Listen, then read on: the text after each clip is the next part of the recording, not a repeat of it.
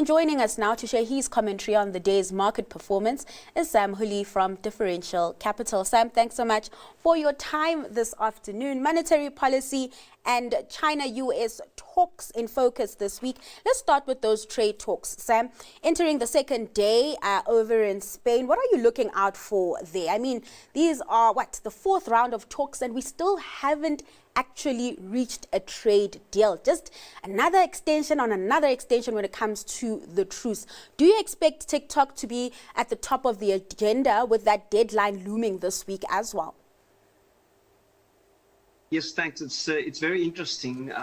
Our feeling is that the ongoing talks is a real positive, and that somewhere along the line there will be a deal that the market will be happy with. I would expect TikTok to be there because it's the one thing that everybody seems to be interested in because of the nature of TikTok. But I would argue that TikTok is not really the big issue. The big issue really is to try and rebalance some of the problems that the US and China have had in the past. I don't think something will come of this particular one. I almost feel as though there'll be another iteration or given this desire to kick the can down the road. My feeling is that going into next year, you'll definitely be, I mean, from the Trump administration's point of view, before the midterms, they'd want this thing to be bedded down. So I don't think it's the end. I think it's just another iteration of this. But overall, it's a positive.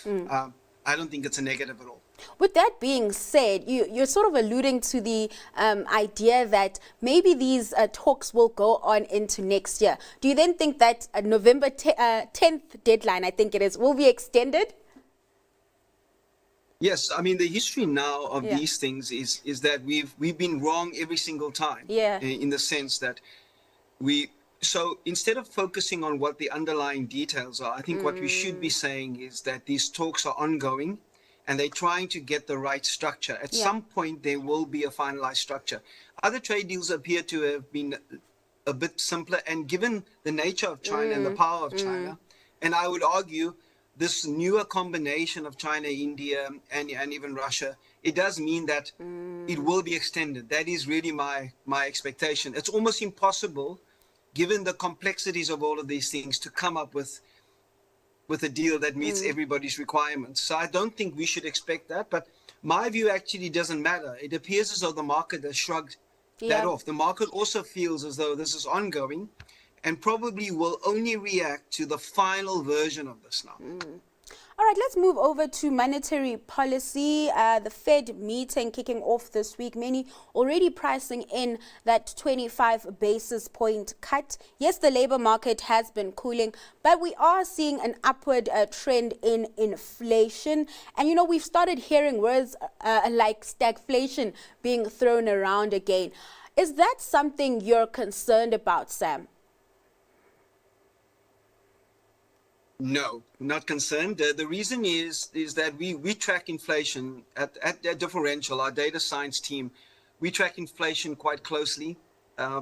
It's really a part of our skill that we really work hard on. And our feeling is that inflation so far has been benign and will continue to be benign. There's nothing that causes alarm on the inflation front. In contrast, the labor data in the US is certainly a concern. And part of it is just the normalization of this new trade regime. We definitely not, a year ago it was different. So that will have its teething problems, and I think that needs to play itself out, which argues for the Fed in the US to cut.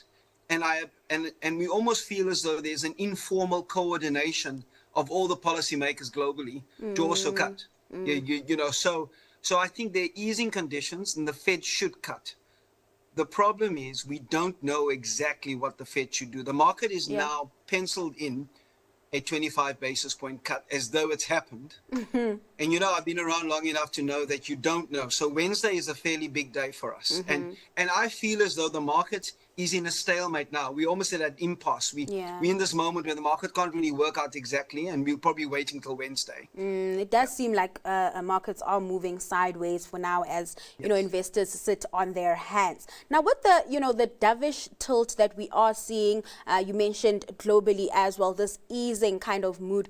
Do you think that will influence the SARB's decision come Thursday? I mean, when you chat to a number of economists, before we had this dovish tilt from the Fed, it was almost certain that we've reached the end of the cutting cycle for 2025. But with this move, I guess, it adds, it throws, a spanner in the works for SARB Governor Lesetja Kganyago. Yeah, I think that firstly, I would just say I'm incredibly proud as a South African, not even as an investment professional, just in terms of the way the SARB has managed our monetary policy. It's absolutely phenomenal in the context of global markets and central and policymakers. And my feeling is that we are in an easing cycle, and given how well inflation has acted in South Africa, there is an argument for us to continue in much the same way. So no, we don't expect it to end at all. All right, I'm crossing fingers and toes. Listen, I'm all for more easing, right? Just like many South Africans. Let's move over to some company news. Outsurance delivering an over 30% jump in earnings and also dishing out a special divvy. I think the last time I checked, that share price was up over 8%. Just your reaction to that performance. Phenomenal. Fantastic. I mean, these are words that come to mind. In the context of global property and casualty insurers, this is an astronomical result and a continued result for a long time. So this is a phenomenal business, operating really well, doing well. I think the dividend and even the special dividend, the commitment of management to return cash to shareholders, phenomenal. The underwriting margin is best in class globally, a combined ratio of 85.6. It's just, this is a phenomenal business, but the market has effectively rewarded it. It's now trading at 7 times NAV. It's really reflected in the price. And what you will get as an investor now is the continued growth of this business, particularly given its size. And I see no end to this. It's phenomenal, and it will continue. So on the face of it, it's a phenomenal result and well deserved to the management. And the market, I think, is acting rationally based on the result. All right, let's hit pause on the conversation. Before we move on to your stock pick, let's take a moment to touch on which counters your industry peers are watching closely. So I'm actually currently looking at the Hoskin Consolidators idea, but within Hoskin, you get a business called Frontier Transport. Now, one of their biggest businesses is the Golden Arrow buses. Now, they're in the process of converting a lot of these diesel buses into electric buses. Now, end of this calendar year, they're going to have about 120 of those buses running. Now, the cost of running these buses compared to a diesel bus is substantially lower, as well as the maintenance of it can also be substantially lower. The only negative is, of course, its upfront cost a little bit higher, but they did get a very good deal of it. Now, the plan is that they're going to do about 60 of these buses per year, and it'll take them quite a while to actually do the whole fleet. But as this happens, you're going to see major savings on a cost. And I think it's not appreciated by the market. This stock is incredibly attractively valued. Dividend yield of pretty much close to 10%. It makes lots of cash. Yes, they're going a bit of a capex cycle, but I think after that, the earnings growth is going to surprise the market. The big software services guys, so Adobe, ServiceNow, Salesforce, these companies have come under so much pressure from a share price perspective, not having benefited at all from the AI thematic, and instead being viewed as possibly being replaced easily because of the AI story. But the reality is that these companies are in their own right investing in their AI capability and tools. They own huge amounts of data, which I think is a competitive advantage in this space, and they have a very loyal client base where these offerings and systems are entrenched within the way that these companies are doing business.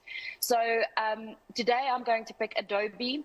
They released results overnight. They were really good results. And the share price was not up 20% like it would have been if NVIDIA released really good results. The share price was up by 2%. The stock still trades on a 14 times forward PE, which is exceptionally cheap for a tech stock in the US.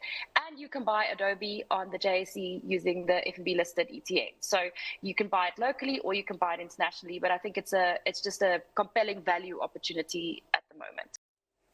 So Adobe and Frontier Transport Holdings, are these counters on your radar, Sam? I have nothing meaningful to add on both of those counters, and neither of them are in our portfolios. I would say that having heard what the previous commentator said, I certainly wouldn't disagree, but I have nothing meaningful to add, and we don't own them. All right, let's get into your stock pick then. Where are you seeing opportunity at the moment? We are very constructive on commodity-related stocks and commodity producers. So Glencore is the stock that I would want to highlight today. The previous result, which was a few weeks ago, was probably disappointing. You know, the market, I don't think the market liked the trajectory of the way things were going. But nevertheless, that's in the past. We're now looking forward. And looking forward, it's important to remember that Glencore remains a very well-run business with exposure to key commodities, particularly copper, and I think the best-in-class trading platform. And in the stock market today, you can buy that for $48 billion. That's the market capitalization of Glencore. And what you get is a very depressed level of free cash flow of $4 billion. So when I say depressed, I mean it's unlikely to go significantly lower, will go higher. So on that basis, if you look forward, there are a few things in its favor. Firstly, copper markets and copper prices are improving and going up. So that's a very good commodity. We saw the Anglo Tech consolidation deal just last week, which I think augurs well. You know, in this commodity space, when you have consolidation, it's a sign that the outlook is really good and market players are trying to jockey for position. And of course, buybacks are continuing and cost cutting is continuing. And I would argue that if Tech Resources was quite an attractive candidate, Glencore would probably be the same. So when you add all of that, I can see that the risk reward is skewed to the upside, not the downside, particularly relating to copper exposure. So Glencore is something that we like and we own on behalf of our clients. All right, let's leave it there. Sam, thanks so much for your time and taking us through trade at midday. That was Sam Houlie from Differential Capital.